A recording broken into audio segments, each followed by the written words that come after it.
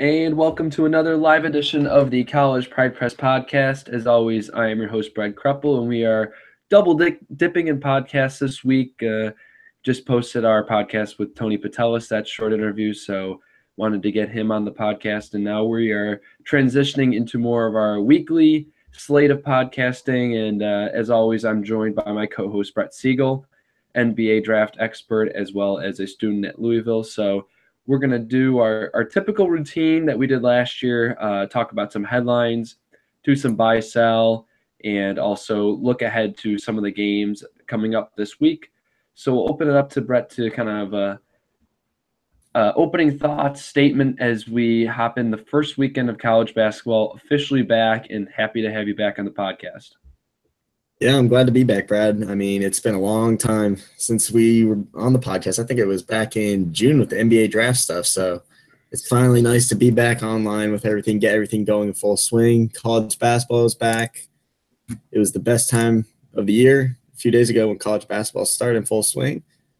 And I mean, we're going to be pumping out content all year long. So stay with us. We're going to have our weekly podcasts and some new content here and there. So definitely going to be a great season with the Pride Press, and definitely going to be an interesting season in college hoops. Yeah, and finally we have some college basketball games being played after the FBI and the UCLA freshmen, which we're going to talk about, and a lot of off the court headlines.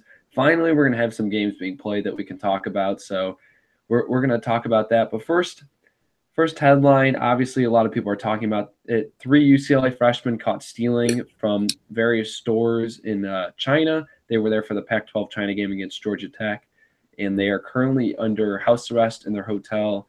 Brett, what are your thoughts on this, both from a college basketball news standpoint and on the court standpoint? Well, I mean, is this really a college basketball news headline? Because you got the Kardashians of college basketball in the news once again, with LiAngelo Ball doing something, LeVar wanting to open up his mouth, but the lawyer's telling him not to. Lonzo not even know what's going on. Pretty sure LaMelo's still not in high school. So, I mean, this is just great TV for them, great media attention, and they could just keep pumping it out for their TV shows and endorsement deals and whatever with Big Baller Brand. They probably sold a few more shoes with LiAngelo's arrest, and I thought the whole situation was just really amusing. How do you feel about it, Brad? I just feel like it was really dumb. Like, Yeah. you're in a foreign country, like if they steal in the United States, like it's obviously serious if these kids are stealing stuff, but like it's so dumb that you're stealing in China. Like, how dumb are you? Like, how much free time do you have that you're stealing from From a 3 Louis different Vuitton store, like, just ask your dad for some money. I mean, did he not just buy LaMelo a Lamborghini or whatever for his birthday? Yeah, So absolutely. Well, he's it probably got a also few bucks there. yeah, and also like I think that this because of LiAngelo Ball, it got kind of blown out of proportion and like also talked about too much, but like LiAngelo Ball was like not that highly ranked a recruit, but the other two, Cody Riley and Jalen, I can't remember, Jalen Hill, I think it is. Those two guys were like top 50 recruits. So it's a bigger deal for them in terms of a basketball standpoint, but everyone wants to talk about LiAngelo Ball. Yeah, but I think they're the smartest guys in this situation. They come out looking great because nobody's talking about them. They were probably scheming in the back that they were going to hit up this Louis Vuitton store and a few more, and they're going to bring good old LiAngelo Ball with them.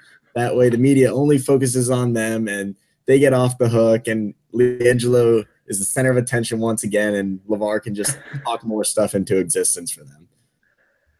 It's so interesting. And I mean, we hope that this gets resolved and these kids can start playing, basketball again, hopefully attending school. But, they're going to Yeah. be stuck in a luxury hotel now for, it's just dumb. It's just dumb on every way. And LeVar Ball, just come on.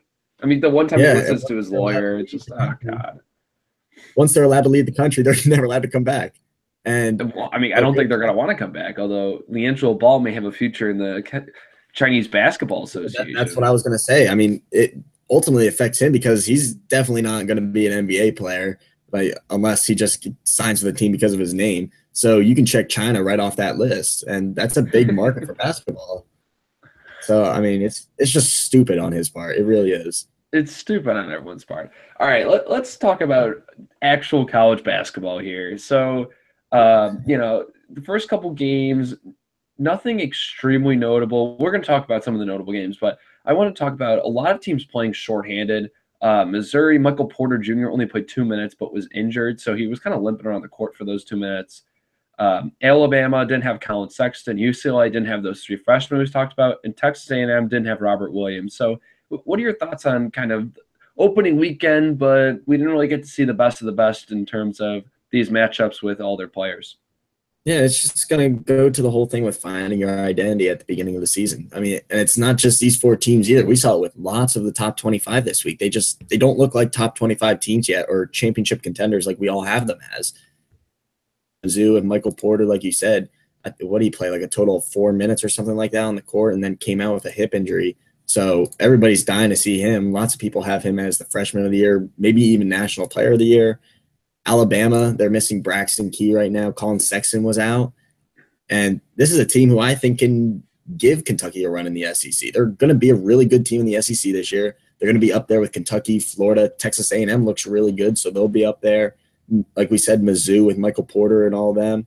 So it's just like we're just going to have to wait until these guys are healthy and back from all their academic fraud or whatever all the allegations are. And it doesn't help in this time, especially with the whole FBI investigation either. I mean, it's just a bad time for all of this. Oh, there we go. You were a little laggy for me. Yeah, it's going to be very interesting. I kind of hope that everyone kind of gets to full steam and gets everyone back and healthy. Obviously, I mean, Michael Porter seems like a minor injury. I think he's going to be back soon. Robert Williams hopefully will be back soon. It's the Alabama guys, Braxton Key, Colin Sexton. That team is going to be very bad if those two guys aren't playing for them.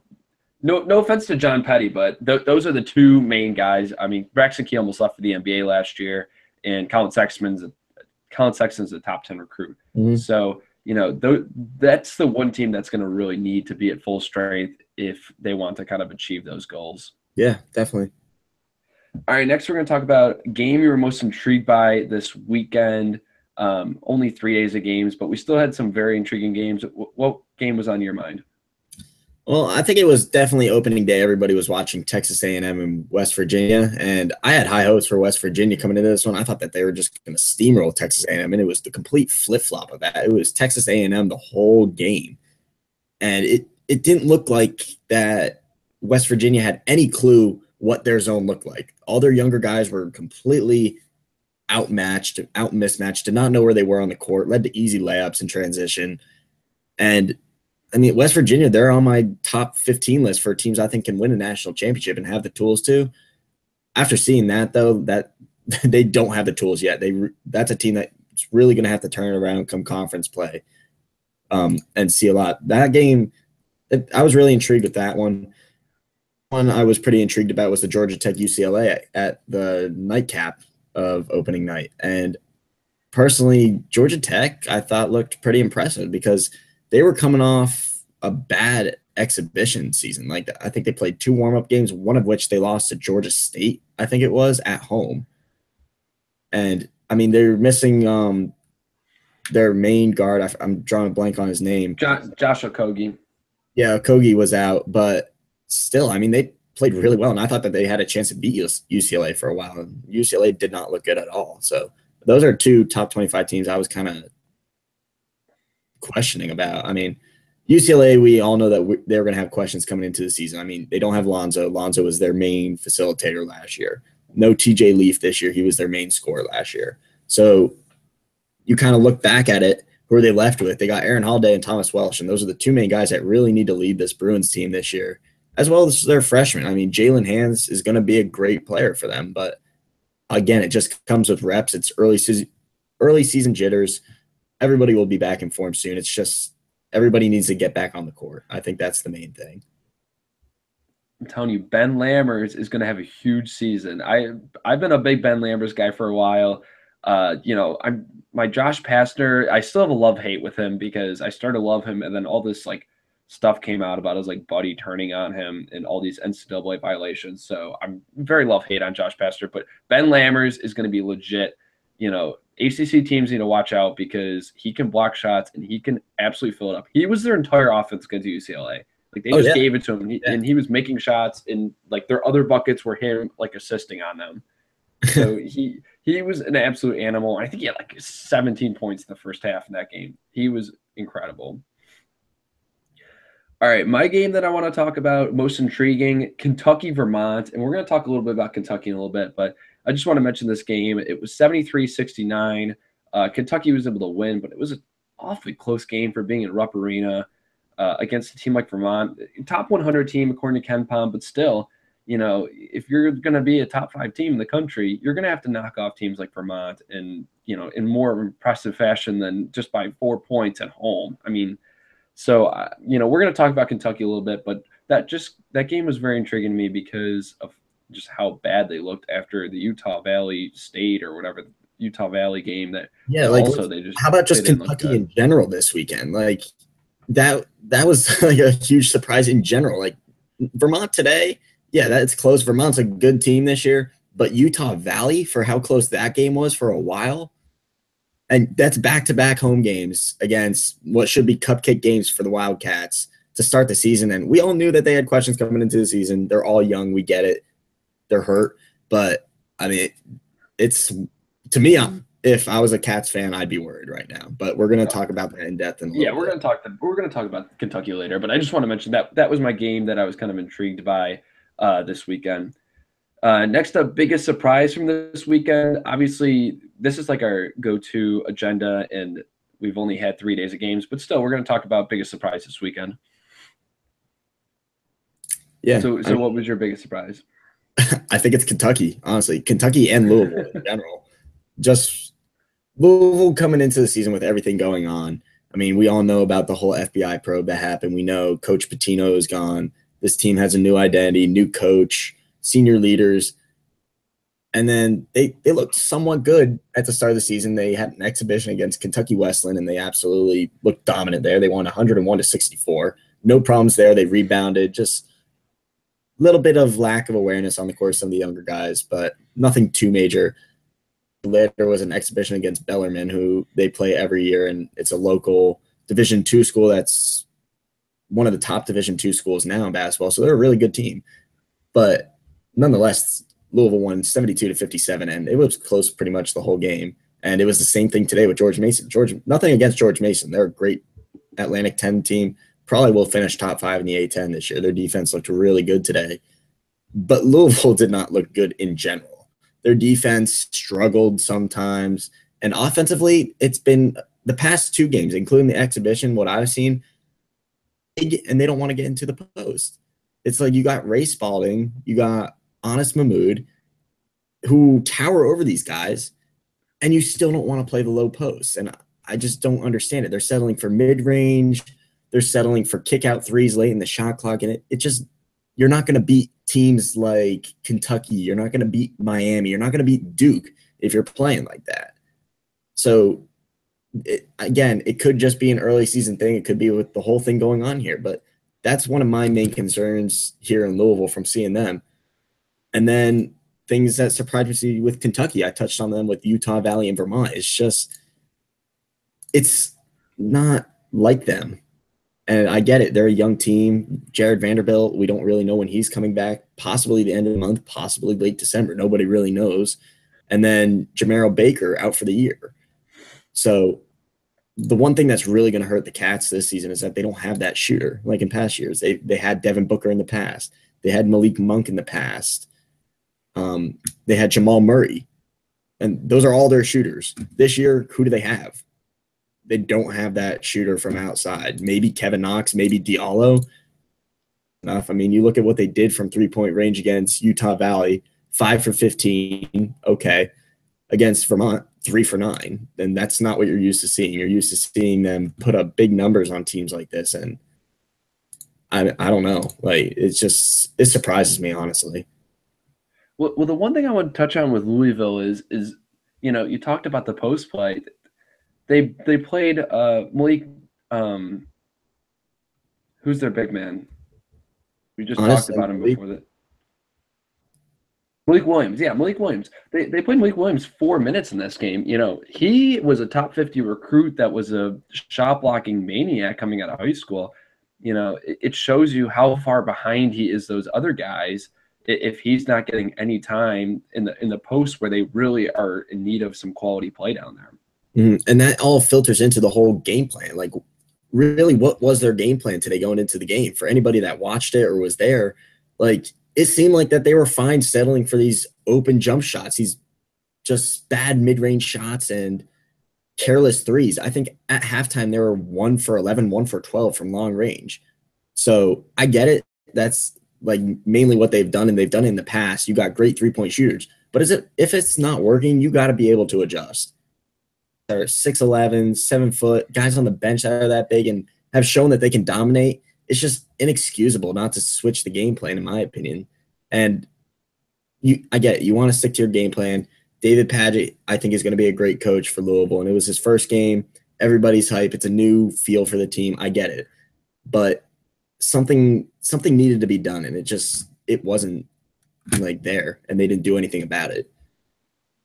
Yeah, that'll be very interesting to watch going forward. My surprise of this weekend, I talked about it with Tony on that podcast. Tremont Waters from LSU, the small point guard freshman, had 27 points, 5 rebounds, 6 assists, 5 steals. That was, he played against Alcorn State, but still, that's very impressive for a freshman in his first game. 4 for 6 from deep. He is going to be a great point guard, not only this year, but going forward. Definitely a building block for LSU and Will Wade in his first season. Look for Tremont Waters to be a force to be reckoned with in the SEC. Even if they're not winning games, he's going to keep them so in games because of his shooting and ability to spread the ball around to their other players that are still developing, but could be quality players by the end of the year. And how about another surprise this weekend with Appalachian State absolutely dismantling Toccoa Falls in their opening game? Granted, it's Toccoa Falls. I don't know how they are at basketball because I honestly don't even know where they are. But Appalachian State 135, Toccoa Falls 34. Like, let that sink in for a second. Zach looked up Toccoa Falls. They have like 1,500 students in their school. 101 points. They were up by, I think it was 50 or 60 at halftime. And instead of just letting all the reserves play at the end and maybe getting your managers into the game, they continue to then put on 75 in the second half and completely just force Toccoa Falls to lay down on train tracks so the train can just run them over on their way out. Like, it was the whole situation there. It was just crazy. That was absolutely ridiculous. They hit 23s in that game. They went 20 for 39 from deep. It's absolutely insane. You can play Toccoa Falls. I don't know how they just count these as wins. Like, Appalachian State's 2-0, and they have a win against Toccoa Falls, and they have a win against Bridgewater. They won 95-57 today against Bridgewater. So they're 2-0, and then on Thursday they're going to play Iowa State. So that'll be a lot of fun. We'll be able to see if Appalachian State is for real or not. Yeah, they're only allowing like 40 points a game to their opponents. They're scoring 90. So that's a solid tournament team right there, right? Their RPI is horrible though, so that's all that counts. Their RPI is not as good as Utah Valley's. 2 quality losses for Utah Valley's. All right, we're going to move on to our buy or sell segment. So I'm going to throw this buy or sell to Brett. He's going to throw one back at me. First off, will buy or sell, there will be an undefeated team entering the NCAA tournament this year. Yeah. I believe the last one was Kentucky because Gonzaga was a 1-loss team last year. And yeah, Gonzaga had 1 loss last year. So honestly, I'm going to hop on the train with this one. I'm going to buy this one. I'm going to go on a limb to say there could possibly be 2 undefeated teams entering the tournament. I think St. Mary's has an excellent shot at doing this. You look at their schedule, their only non-conference foe that they really face is Harvard at a neutral court. Harvard's going to be a really good team this year. But besides that, they play Gonzaga at Gonzaga and home against Gonzaga. And I think they fully can do this. Jock Landale is an excellent center for them. They still have Emmett Narr. This is an experienced team for St. Mary's. They made a pretty good run last year, ran into Arizona. But I think that what Gonzaga did last year, I think St. Mary's has a shot to do it this year. I have a feeling that they have a really good shot to do that. As for the Power Five, I don't think it's possible. I mean, last year I said Duke was going to go undefeated and they were going to have this historic season. No, it's not going to happen. The ACC is too good this year. SEC, Kentucky is not going to go undefeated after watching what they did this past weekend. Pac-12, I mean, it's possible. I could see Arizona maybe going undefeated in the regular season. I don't think it's likely just because of the strength that you got out there in the Pac-12 and just some of the road games that they're going to have to face. I mean, you look at their schedule in the conference, just the conference alone, they're going to be going to the likes of Stanford. They're going to be going to Utah, home against UCLA and USC this year, which definitely helps instead of going to USC, which I think is going to also be a really good team. But, and at Oregon even. But, I mean, it's just so hard to run through your conference and go undefeated, especially in the Power Five. We could be looking at a lesser team like, or not even a lesser team. I mean, you look at Wichita State even. They just moved into the American this year. And the American is weak this year. All you got is University of Cincinnati. And Cincy's not even going to play a true home game this year. They're all playing at Northern Kentucky because their stadium or arena is under construction. So Wichita State will basically be playing them on a neutral court for their away game. And other than that, they don't really have much else. Non-conference are going to play Oklahoma and Baylor, which don't really impress me much other than Trae Young at Oklahoma. And then in the American, like I said, you got Cincy, maybe at SMU, but all those teams have question marks. I think Wichita State's going to be a really good team this year, and I wouldn't be surprised if they went undefeated either. I think the thing about Wichita State, I was just looking at their schedule as you were talking, and they played 2 games against Cincinnati. That's a very good team. I could see them losing one of those games very easily. But other than that, you're moving to a new conference, so you still got to play UConn. You still got to play Houston. A lot of top 100 teams in here, SMU, UCF. That's what I'm saying. Like, this team's been I mean, and I'm it's very high on Wichita State, but yeah. I still think it's tough going into all those new road environments. Yeah, it's going to be different because it's different than going to a Missouri Valley team like Missouri State or Indiana State, which may have good fan bases, but the scenery there is not the same as, like you said, UConn or Houston or SMU. So it's going to be different in that sense. But I don't think it's going to bother these kids just because they've been on the big stage before. They've been a number 1 seed. They've taken down some big name schools in the past and done really well in preseason tournaments. They've done well in non-conference tournaments. They've done well against anybody in the NCAA tournament pretty much. I mean, they gave Kentucky a run for their money last year and barely lost that game. So, I mean, I just feel like that Wichita State has a special team this year, and they can easily do it, in my opinion. I'm very high on them. My just question is whether they can actually go undefeated because of that new environment. So that'll be very interesting to see. So what is the buy and sell that you have for me? So my buy and sell for you is that Kentucky wins the SEC this year. Do you buy or sell that? Oh, I'm selling that. I'm selling all my Kentucky stock. And like we talked about earlier, there's 2 reasons. One of them we talked about earlier. They don't have a shooter this year. And, you know, Devin Booker, you can look back. So Malik Young last year, then they had Jamal Murray, then Devin Booker the year before that. Tyler Ulis, you can throw him in there. Great shooter.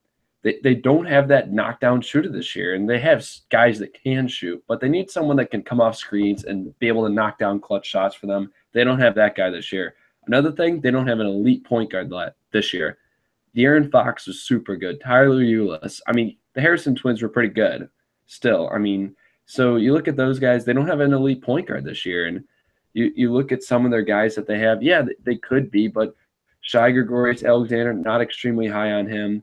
You know, Quade Green, he's going to have to show me something if he can be an elite point guard. And right now it just doesn't look like he can be that elite point guard for them. So I'm not really sure, you know, if they can push across the finish line. I think they're going to get trounced by Kansas this week at the Champions Classic. So I'm completely selling them. The SEC is very good this year. Texas A&M is going to be very good. They're my pick to win it. And Florida will be good as well. So I think it's going to be a very competitive conference, and I do not think Kentucky is going to win the SEC this year. It's like you mentioned their point guards and their shooters, like you said, but the main thing that I saw in these past few games was you look at the rebounding total. And in their first game against Utah Valley, they lost the rebounding battle 39-38. You look at today against Vermont, they barely won it. 36 to 29, 36 to 30 or something like that. And that's all a direct reflection on Nick Richards. And he's coming in supposedly being one of the best centers in the country. And I haven't seen it at all. I'm not high on him at all. Honestly, I think he's going to be a bust for Calipari and Kentucky in general. But mainly it's been PJ Washington doing all the board work. Hopefully, for their sake, when Jared Vanderbilt comes back, he'll be able to add an extra spark for them defensively. But Nick Richards, even offensively, hasn't been impressive. His first game, he had 10 and 3. And then today he had, I think it was 2 points. Yeah, 2 points and 4 boards. And he only played 13 minutes because Calipari had seen enough. And, I mean, just right there, if he's getting pulled after 13, 14 minutes in the second game of the season and you're throwing in another guard in there, so you're playing with practically PJ Washington as your center, Kevin Knox as your stretch 4, they're playing small ball, and they're not deep enough to do that right now, especially with the injury. So it's the whole situation there is just not looking good right now. Yeah, I'm not high in Kentucky. I will be at the game against Kansas this week, as I've mentioned on Twitter, but it'll be very interesting to see. I just don't think that they can have it against Kansas, so that'll be a good one to watch. All right, next we're going to do sweat, don't sweat, and we've briefly touched about Kentucky, so we're just going to cross them off the list. But next two, we have West Virginia. Are you sweating or not sweating on West Virginia? I don't want to be so quick on this one. I mean, West Virginia last year, I think, lost 1 or 2 of their first 5 games of the season. I'm not too sure, but they definitely did not look good to start the season, and they don't look good to start this year. The press, obviously, they're not going to change that. That's their staple. That's their key mark, Virginia, and to adjust to it. They're all young. Bob Huggins knows what he's. I wouldn't really sweat. First game of the season, you're playing a neutral court against Texas A&M, who was surprisingly really good and ready for that matchup. So I wouldn't sweat on this one. I would give it a few until they play some more good teams, and even in conference play, see how it goes. Honestly, West Virginia will still end up as a 7-8 loss team, maybe even less. They may surprise us, but I see them as like a 7-loss team right now. And I mean, it will all work out. They just got to find their form.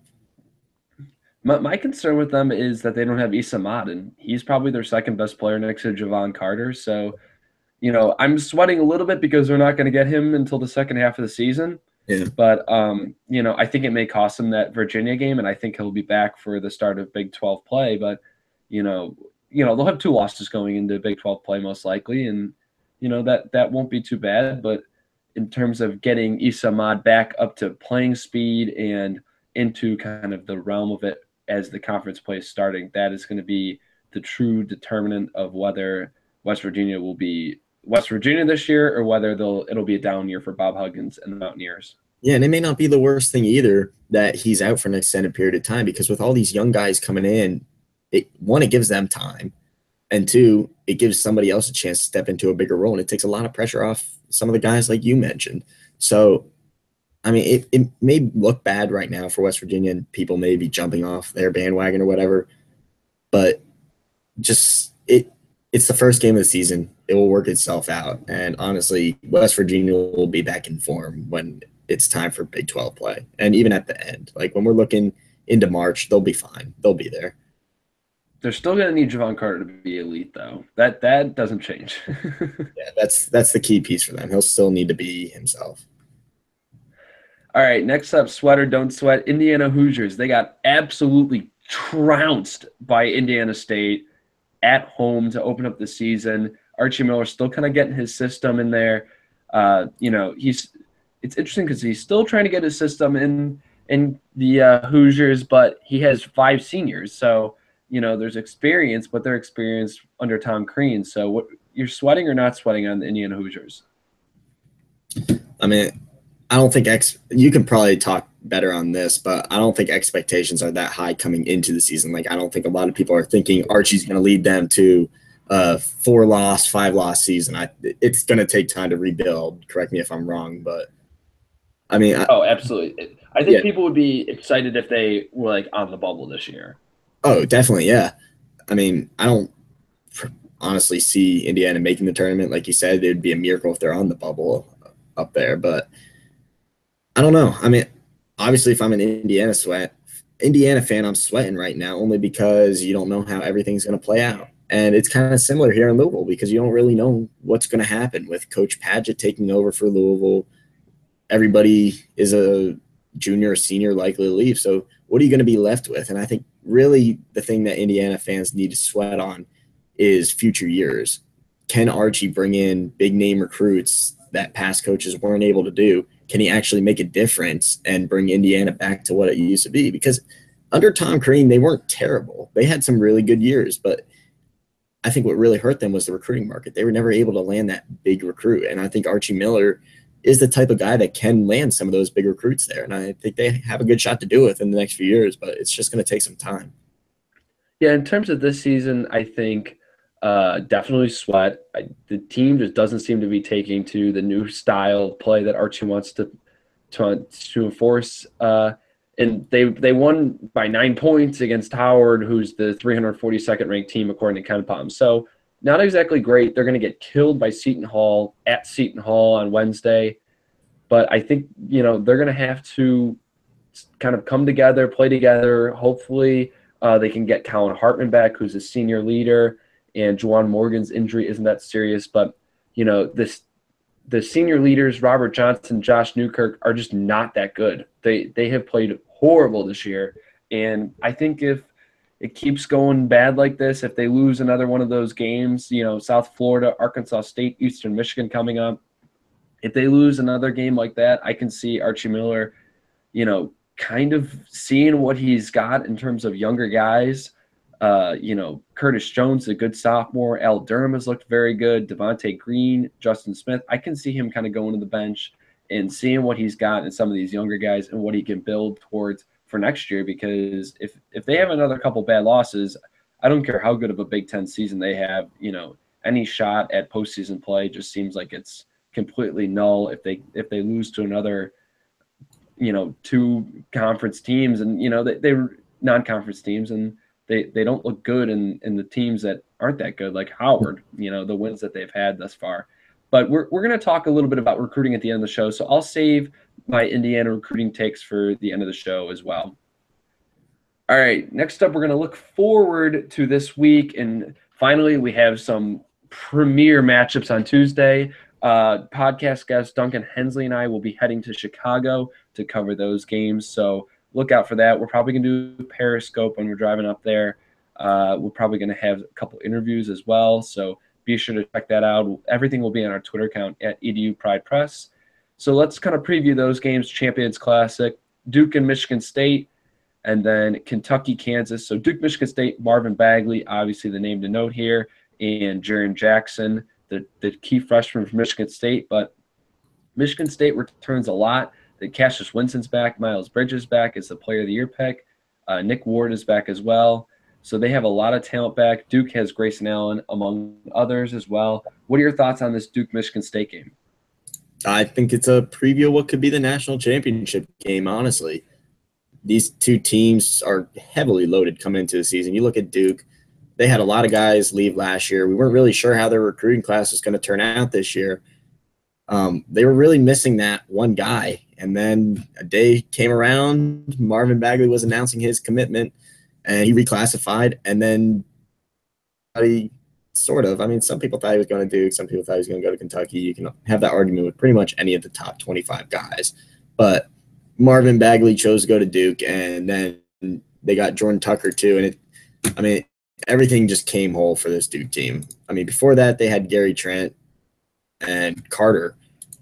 And everybody's kind of wondering, okay, these three guys, you got Grayson, maybe throw a few bench players in the mix. But then you get Tucker, then Marvin Bagley. Marvin Bagley's insane. If you've watched him in his first two games or something, this kid is – I don't even have words. This kid is insanely athletic. He's 6'11". He's got a wingspan of like 7'6 and a half, 7'7". He's a high flyer. He racks up rebounds, just slams over everybody, and he can shoot too. So I mean, he'll have to step out of his comfort zone a little bit because Michigan State's going to be really physical with him, push him around. But there's nobody that can really guard him on Michigan State, in my opinion. I don't think Miles Bridges is going to be focusing on him. I don't think Nick Ward can even compete with him. Jaren Jackson maybe will stay on him, but they're probably going to have to just try their best to keep him out of the paint, which is difficult. And then even if they are able to contain Bagley, you got Allen Trent. And Gary Trent could end up being Duke's best player at the end of the year, shooting wise. I mean, this kid can stroke from literally anywhere on the court. And I mean, they look great. Both teams look great, but honestly, I don't think Duke's going to lose this one to Michigan State. Michigan State, what I saw with them is they're still they're flimsy with the ball, if that's the good word for it. I mean, they turned it over. I think it was, I don't know how many they turned over in the first game, but it was definitely double digits. And Miles Bridges, yeah, he got his shots sometimes, but he didn't look in control. And that's really what he's got to be with being the star player on this team. He's got to take charge out there. And it looks like that he's just kind of letting Jaren Jackson mold into whatever he wants to be. And he's letting Nick Ward and McQuaid and Langford kind of be them. He's really got to bring this team together if they're going to make a deep run this year. And they have all the tools to do so. Their roster is extremely stacked, just like Duke's and like Kansas and some of the best teams in the country, Arizona. But I think it's going to be a great show for anybody that goes to the game, anybody that watches it. And it's going to be entertaining. All right, who's your pick for this one? I'm taking Duke easily. Wow. Okay, I'm going the other way. I just don't see Michigan State being able to put up enough firepower. Like the way I've seen Duke run in transition at the start of this year, Michigan State doesn't have anything that can defend it, in my opinion. That's why I'm saying Duke's going to probably roll over them. I'm going with Michigan State. I flipped back and forth on this a couple times, but I think Thomas is finally handing the reins to Cassius Winston, and I just think there's going to be too much firepower down low. Marvin Bagley is obviously an animal, but you can throw a number of guys at Bagley. You can throw Nick Ward at him. You could throw Jaren Jackson at him, even Miles Bridges, but also you have Ben Carter and Kenny Goins and Kevin Schilling coming off the bench. Those are big bodies that you can throw at Bagley that have lots of experience in the Big Ten, kind of dealing with bigger bodies and rough and tough, play in the paint. So I think they're going to be able to kind of slow him down, and then it's going to be all up to the guard play. Can Winston and Langford and McQuaid be able to provide enough scoring and enough defense to push Michigan State over the edge? That's going to be the main thing because, Miles Bridges may be slowed down a little bit in this game against that Duke defense. So it'll definitely be a great one, but I'm picking Michigan State. I'm very excited to watch this matchup because it's going to be front court galore. If Gary Trent can go off, though, I think it's going to be Duke. So that's going to be something to watch. And Grayson Allen's already shot, 15 threes and has made 10 of them. So, he's started the season on kind of a hot streak. So if he can take that to United Center, that will be huge for the Duke Blue Devils. Yeah. So the next one in this Champions Classic, Kentucky, Kansas. Little preview. We have already talked about Kentucky a lot, so we'll preview Kansas. Malik Newman finally eligible after transferring from Mississippi State. He is an elite point guard. Him and Devontae Graham are going to be great in that backcourt. Oh, yeah. LaGerald Vick has also taken the next couple of steps in his development. Udoka Azubuike is back from an injury. He's going to be key for them, as well as Billy Preston. We're not sure if he's going to play. He's been suspended for missing curfew. He's also been, rumored to be kind of lazy at practice, and he's done some off-the-court stuff that's been questionable. So he's going to have to kind of straighten his off-the-court and on-the-court play to be what Kansas kind of expects from him, because he is a top 20 recruit for them and a big five-star that they're looking for to score as a 6'10" body in the Big 12. What are your thoughts on this game? Yeah, like you said, if Billy Preston is able to play, I think that definitely makes Kansas better because the rich will get richer with that, and they'll be bigger because their first game, their really only big player was Azubuike.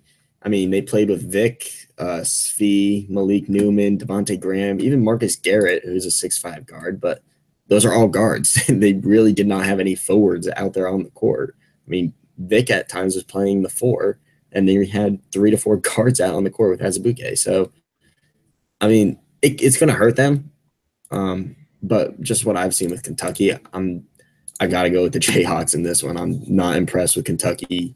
And for their sake, hopefully they figure things out in practice. But if they're struggling against Vermont, if they're struggling against Utah Valley, just it's going to be a nightmare against Kansas. And that's, I don't know. Like, Kansas is just so much better at the start of the season so far. And like you said, their best players are easily Malik Newman and Devontae Graham. But in that first game, it was easily LeGerald Vick and everything he was able to do on the court. I mean, he shot lights out and created space for everybody. So, I mean, like, I don't know. I mean, Kansas looks really good and Kentucky doesn't. So I'm going with Kansas just for that sole reason. Yeah, Kentucky's not look good. In order to win this game, they're going to have to not only slow down Kansas, but they're going to have to get their post guys involved offensively, Yeah. force Udoka Azubuike to defend, and force, Bill Self to play 3 guards and not 4 guards like he's wanted to do, putting Vic at the 4, who's really 6'5", so he should not be playing a forward position in a big game like this. So I think it's going to be up to those Kentucky bigs to kind of swing the momentum in their way, or to just allow Kansas to just completely pound them. Yeah, and like we said earlier, Kentucky has struggled rebounding the ball early on, but they're going to be playing a Kansas team that if they don't have Billy Preston, then all they have is one big. They have one guy that stands over like 6'6" that will be giving them heavy minutes. So if they can't rebound there, then it's going to be a really long season for the Wildcats. There's just no excuse they shouldn't out-rebound Kansas. Well, I watched a little of their first game, and Mitch Lightfoot was logging some minutes down low. So, he's an absolute monster at 6'8", 200 pounds. But they're still not going to be playing 35 minutes. Like, that's what I'm saying. Billy Preston just gives them that edge right there. Oh, they absolutely need that. The Mitch Lightfoot thing, the fact that he was like a top recruit is just laughable, because he is like razor thin and does not look like he's ready to play college basketball at all in his second year. All right, next game we're going to preview Butler, Maryland. Maryland kind of lost Melo Trimble, but they have that freshman class from last year is now sophomores, a year older, more experienced. Butler is always new coach, but kind of the same way. They beat Yale earlier today. What are your thoughts on this game? Yeah, Butler coming into the year, I mean, I don't really know what to think of them yet. I mean, they got Kellen Martin, and then everything else is kind of up in the air. Nobody really has a defined role. They're one of those teams that people think are going to take a step back in the Big East, and I think that they are going to take a step back in the Big East this year. They lost some key pieces, and granted, Maryland lost a really key piece in Melo Trimble, but honestly, it may be for the better, because he took up a lot of their offensive possessions and took a lot of shots that necessarily did not help them. And this year for Maryland, they got Anthony Cohen and Justin Jackson leading the front. And they're not going to wow people with their shooting, but they're a physical team and they can out rebound. I mean, they had 42 rebounds in their first game, in their first game. And even though it was against Maryland Eastern Shore, and they played a game against Stony Brook too, I didn't notice that one, but I mean, it just wasn't. It wasn't like impressive for me, Butler's win over Princeton, because I thought that they should have easily handled them, and it was close for a while. They pulled away late in that game. Maryland just looks ready to start the season. They look good, and I honestly think that they should have no problem in this one. I think Maryland will win against Butler in double digits, honestly. Yeah, I think Maryland's going to win this one. Zach's been very high on Maryland. And so I think that's going to be interesting to see. That sophomore class is so good. Kevin Herter, Justin Jackson, Anthony Cohen, and add in Bruno Fernando, who is their kind of big man freshman, more of a European-style guy. So, I think that's going to be very good. Jared Nickens, also a very good player who's had lots of experience. He's a senior for them. So I think it'll be interesting to kind of see Maryland play. I haven't really seen them play much. I want to see the post-Melo Trimble era to see how it kind of takes off. Mark Turgeon, is he a guy who can coach Melo Trimble, or is he a very good coach, because he was kind of on the hot seat before Trimble arrived? So it'll be interesting to see what happens with the Maryland Terps, and I think this is going to be a big game against Butler on Wednesday. I'm really looking forward to watching this. That Maryland crowd is going to be ruckus as always. Next game, we're going to talk about Xavier against Wisconsin, another Big East, Big Ten matchup. Xavier returning a lot of their main guys. adding in a top freshman class as well. Wisconsin replacing all of their guys except Ethan Happ. He's still there, and Ethan Happ is one of the most dominating big men out there. What are your thoughts on this game? Well, Bronson Koenig's not there anymore, nor is Nigel Hayes, and all they left was Ethan Happ. And he's a terrific player, but he can't carry Maryland on his own. You look at Xavier, they're returning Trevon Blewett, who could very well end up in the finals for National Player of the Year. JP McCura returning, and they got a good recruiting class this past year. I mean, they got some solid guys that will give them solid minutes. You got those two, and it's going to take some time for everybody to get used to, but they're really, really deep. I mean, I think they went through 10 to 13 guys in their first game. I think it was 12 guys Chris Mack went through, and nobody looked terrible out there. I mean, everybody looked comfortable playing with each other. They had multiple rotations going. And even though it's early in the season, and I mean, who really knows if they're having a true test, but they're going to have a pretty good test going to Wisconsin. The atmosphere is always great there, and it's a true road game for them. So I think early on in the season for a team that's somewhat young, and then you got your veteran leaders for Xavier, I think it's a great matchup for them. But ultimately, I think Trevon Bluett's going to have his way in this game. I don't think there's anybody on Wisconsin that can defend him. He's going to slash the rim. Of course, Ethan Happ will give him trouble there. But he can shoot, and so can multiple guys on this Xavier team. I mean, they shot 57% from three in their first game, which was pretty good. Granted, it was only 4 or 5 guys shooting, but that's all you need. And they're going to play a rotation system like basketball game, and they're just going to wear their opponents down. And if you're not deep enough to run with Xavier, they're going to give you lots of fits this year, which is why I'm going to give Xavier the edge over Wisconsin this one. I think it's going to be a lot tighter than people think. Most people think Xavier is going to be about an 8-7 point favorite in this one. It could be a 5-4 point win. It could be more, but I think it's going to be a slim margin. And I don't think they're going to blow them out, but it's going to be a good true test at the start of the season. This game is going to be super important for Xavier in my eyes because not only they're going to be going on the road, but they're going to be tested on the road, and they're also going to face an elite big man. And I think, Sean O'Mara is going to have to step up. Kaiser Gates is going to have to step up. Those front court guys are really going to have to step up in order to, try to slow down Ethan Happ because, they've lost some of their main big guys from last year. And, they did struggle last year against playing some bigger bodies. So I think it's going to be interesting to see how they can slow down Ethan Happ and if they're able to shoot the ball as well as they have because they've shot the lights out recently. So look for that. Trevon Blewett is just an animal, though. Expect him to have a good game. And I'm picking Xavier in this one as well. I just think too much firepower. Even though Ethan Happ at home with that crowd, I'm still picking Xavier there. But it'll be a great game to watch. It's going to be very close as well. So we're going to close out with a little recruiting talk. We don't talk much about recruiting here during the season, but it is signing day right now. So recruiting talk, RJ Barrett, top shooting guard, committed to Duke, and a number of other recruits as well. Darius Garland, 5-star point guard, is announcing between Vanderbilt and Indiana tomorrow.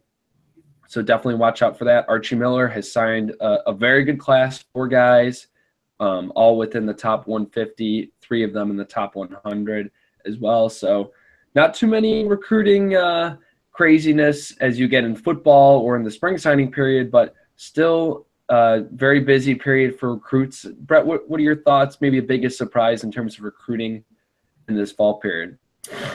That Kentucky really hasn't made a splash yet, honestly. I mean, you look at past seasons, they're always getting some of the top guys. And last year, they kind of took a step back in recruiting some of those top guys. There were some low-level schools or lesser names able to step in and steal some guys.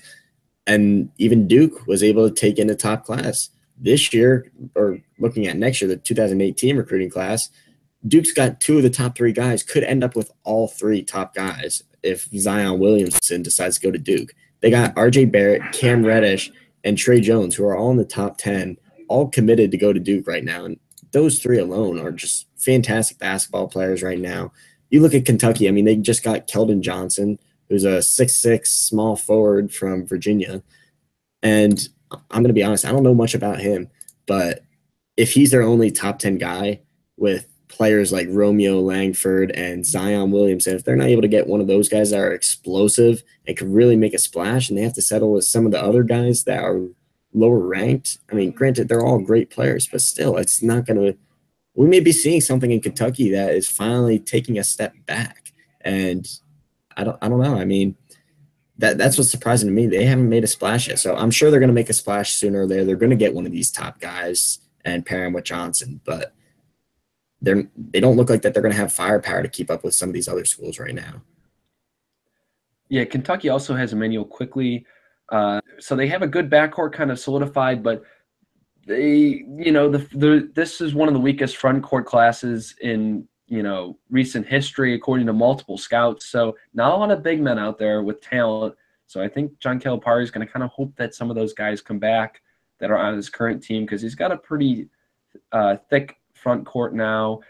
But I don't think all of them are going to be able to go pro as he sells them on. They're also expected to get a commitment from Tyler Hero, who just decommitted from Wisconsin. He's a 4-star, ranked 36th in 247 composite. So look for that. The Darius Garland commitment is going to be big. I know Indiana fans are kind of banking on him to come as well. Romeo Langford, another top recruit. We're not expected to see a decision from him until the spring.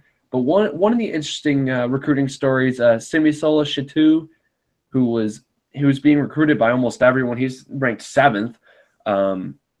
Had a visit to UNC set up. He canceled that, so it looks like he's going to go to Vanderbilt, but he may wait until the spring to see if anyone else comes calling, because he is a 5-star ranked to the top 10. So I'm sure a lot of coaches would be dying to get their hands on that 6'8" big man. So his recruitment's going to be very interesting, because he's kind of flip-flopped on a couple of things. Zion Williamson, as you mentioned, no one really knows where he's going to go. He's taken random visits to schools and canceled visits. So Zion Williamson, no one knows where he's going to go, and he'll be an interesting player to watch. Another fan favorite, Tiger Campbell, who seems to be decommitting and committing and switching classes and taking random visits as well. He's going to be an interesting point guard. Has the best hair in this class, but we're going to see where he ends up as well. So that's kind of our recruiting talk, as we wanted to mention that as the fall period kind of goes on here. We're about halfway through the fall period. A lot of guys signing and getting their commitments out of the way. Just want to mention that. So we're going to wrap it up with some closing statements, because I'm losing my voice. So, Brett, I'll throw it to you for your closing statement on this week 1 podcast, recapping everything. Well, I mean, all we can basically say is that all of us here are so happy that college basketball is back in full swing. We can all go to the games once again, and we can deliver this podcast to you guys every weekend. And next weekend we'll be back in full swing. We'll be discussing the likes of Kentucky again, along with Kansas, Michigan State, and Duke, because those 2 games are definitely the biggest games this week.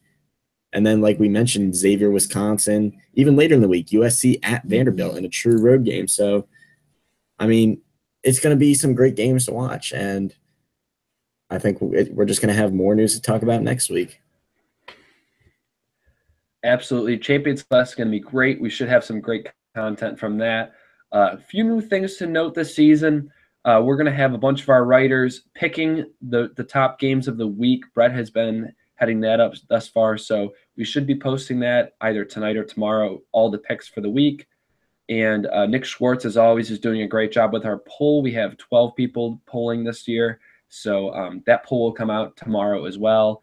And we should have a few new content notes, power rankings from Zach Pretzler, and a few other things weekly that should kind of aid you along this college basketball season, help you stay informed as you get ready to watch games and get ready to fill out brackets and tournament time and bubbles and all that fun stuff. So it's key to stay up to date and all that, and we hope to do that with the College Pride Press various content branches that we do. Thanks so much, my co-host Brett, for joining us. We should be back next week, and we're going to break down the Champions Classic among the other top games and the other headlines in college basketball. Thanks so much. Have a great week, everyone.